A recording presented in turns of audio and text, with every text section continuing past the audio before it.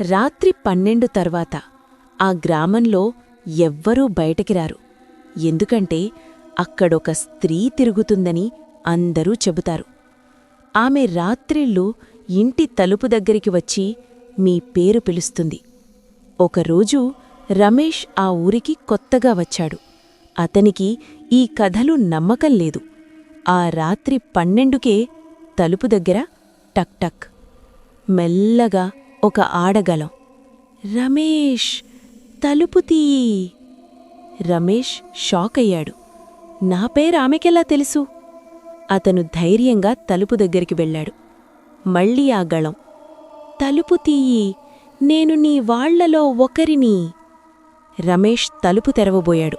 అప్పుడే వెనకనుంచి అతని ఫ్రెండ్ అరవడం, తలుపు తీయొద్దు, ఆమె మనిషి కాదు.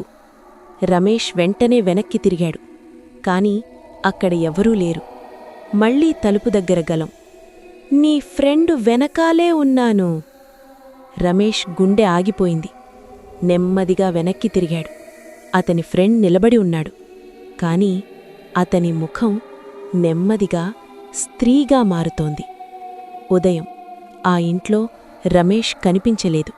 కాని తలుపు మీద రక్తంతో ఒక మాట, తలుపు తెరిచాడు. మీరు రాత్రి ఎవరో మీ పేరు పిలిస్తే తలుపు తీయగలరా? ఈ వీడియో నచ్చితే లైక్ చేయండి. ఇంకా ఇలాంటి భయంకర కథల కోసం సబ్స్క్రైబ్ చేయండి.